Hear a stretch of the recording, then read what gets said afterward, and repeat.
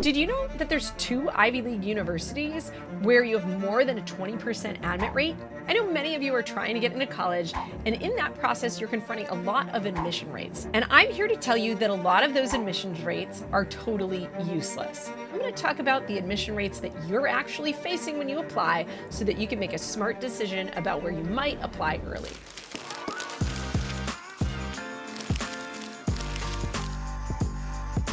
My name is Brooke, and I've been coaching students through the college admissions and essay writing process for over a decade and a half. I also teach test prep. I've got a couple of online video-based courses for the SAT and the ACT at my website, SupertutorTV.com. There's a blog that goes with this video. I really recommend that you check out the blog because all the data that I'm going to share with you, I also put in a blog on our website. So I recommend that you check out that blog. The link's going to be in the description below this video. So I've gathered data on the top 50 universities nationally in the United States, as well as the top 20 ranked liberal arts colleges in the US.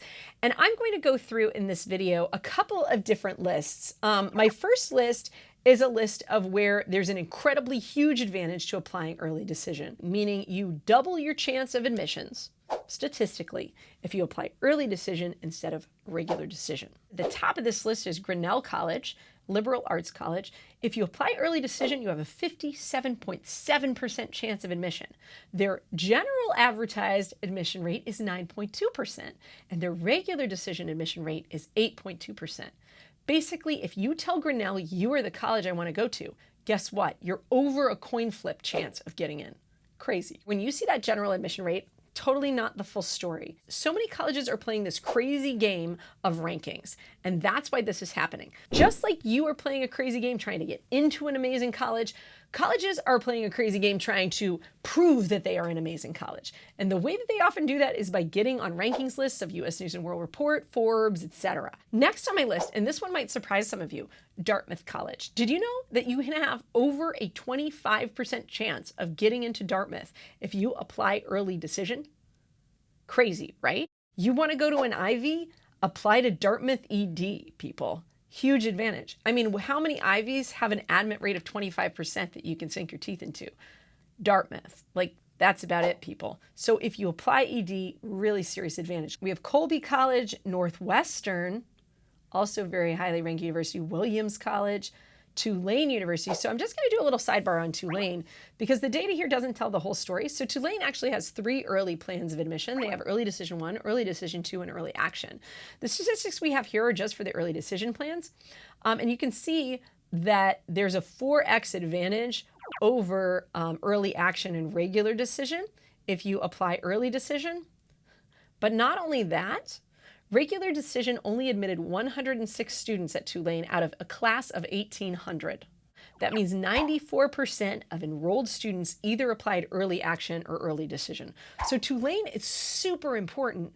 If you're not going to apply ED, you have to apply early action, or you probably aren't going to get in. It's not going to happen, right? And this is the kind of stuff that when you just say, oh, Tulane has an admit rate of, 10, 11%, whatever it is, doesn't tell the whole story at all, does it? Nope, it doesn't. I'm going to keep moving. Bowdoin College, you've got a 4x chance of getting in. Columbia University, your odds go up by 4 times if you apply early.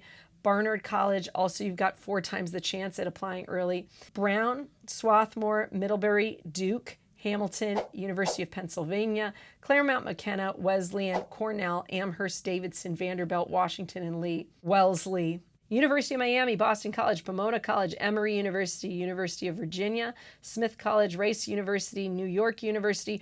All of those schools are giving you at least double the chance of getting in if you apply early. But here's what I'm going to say next. That's not even the whole story. And here's why it's not the whole story. Some of these schools are like baskets that catch really top performers that thought they were going to go to Harvard, Princeton, Stanford, or Yale and don't get in. If you think you can get into Harvard or Stanford, and you have some wow factor and you have perfect grades and perfect GPA and you really think you've got a shot, chances are you're not going to ED at NYU. You're going to ED at Harvard or Stanford, right? So anybody who's super like here, like total high bar, it's more likely those kids are going to roll the dice and try to get into that top college and leave NYU for second round. And it's probable that that NYU early pool is actually weaker then it's regular decision pool, because that regular decision pool, you get a dump of all the kids who didn't get into Harvard and Stanford and Yale, but almost got in, but were still really great candidates because they took that risk early, okay? So when you add that up, what it means is that this advantage is actually understated for any universities that maybe aren't ranked in the top 10 or that don't tend to be like dream schools. Once you get out of Harvard, Stanford, Princeton, Yale, maybe Brown, maybe Columbia, there's a few people that really love those. Any of these statistics are going to be a little bit understated for those colleges that tend to be one notch below those top Ivies, okay? But they tend to be understated, the value of these, for really top-ranked colleges. So to tell the whole story, there's another metric I'm going to put into the mix here, and that is basically the percentage of freshmen on campus that came from the early decision pool divided by the total number of students enrolled in that freshman class. So when I sort by that metric, at the top of my list is Notre Dame. 81.4% is the percent I get when I divide the number of students admitted ED and by the number of students who are enrolled freshman year as new students at Notre Dame. That means over 80% of the freshmen walking around on campus applied early. Guess what that means? It means even though it only looks like you have a 1.3 ED over RD advantage at Notre Dame, if you want to go to Notre Dame, you really probably should be applying early because they're filling 80% of their class before they even get to the regular decision pool. And yes, do they let in people regular decision at a 13.5% admit rate? They do. But those people, that last 19% they're letting in, my guess is they're people who slipped through the cracks at Princeton, at Harvard, that are totally qualified to go to Princeton and Harvard and just got unlucky. And that's who's going to end up in that regular decision pool, right? And it's going to be stupidly competitive. So if you are not a stupidly competitive candidate, even though you can look at the admission rates and be like, oh, look, it's only 13.5% to 17.3%. I got a shot at Notre Dame. Yeah. It's going to get a lot harder when you get to that regular decision pool there. We can look down the list. NYU, super high. 66.9% is the ratio of their early decision to enrolled. That's crazy, you guys. And NYU, as I always like to say, is a huge fall-off university. They catch all the kids with amazing stats who thought they could get into Princeton. That's like NYU is there with open arms for those kids. So if you don't have those crazy stats, right, but you're looking at general admission rates and you think, oh yeah, NYU should be a target for me. Well, it's probably a target if you apply early. It might not be a target if you apply regular, right? My point is that's a huge amount. It's over a third of competitive colleges fill over half of their classes with early admits. The other thing too, I know some of you are nervous about applying ED because you're like, but Brooke, I need crazy financial aid. The one way you can get out of ED is by saying, I can't afford it.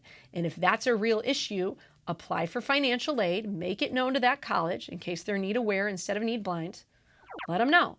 And you know what? If they come back with that aid package and it's not high enough, you are allowed to reject it 100%. And you are allowed to negotiate. I had a student I worked with, whose parents made good money, but she was an international student. Her parents thought she was going to go to school for free in their country. Well, she didn't decide to do that. So they make a good living, but they couldn't make it work. And they wrote that Ivy League university, and you know what? They came back with money. She got in, she ended up going, and they provided the aid that she needed. And she said, basically, I can't go. My mom says I can't go unless we have this because she's not going to downsize. She's not going to sell our house and downsize and live in a 1-bedroom apartment. That's just the reality. So here's where I'm at. Take it or leave it. And she got it to work out. So I know some of you are worried about comparing those aid offers, and it's true that you won't be able to compare aid offers. You won't necessarily be able to leverage them against each other, but you can leverage it against yourself and your limits. And you can't say, we can't pay that. Thanks so much for watching, guys. I hope you guys like this video. Again, check out all the resources we have. If you're looking for help on your essay, supertutortv.com/essay. We've got a class coming up. And subscribe to our channel if you haven't yet. Good luck getting into college. Let us know how you're doing in this process in the comments. Take care, everybody.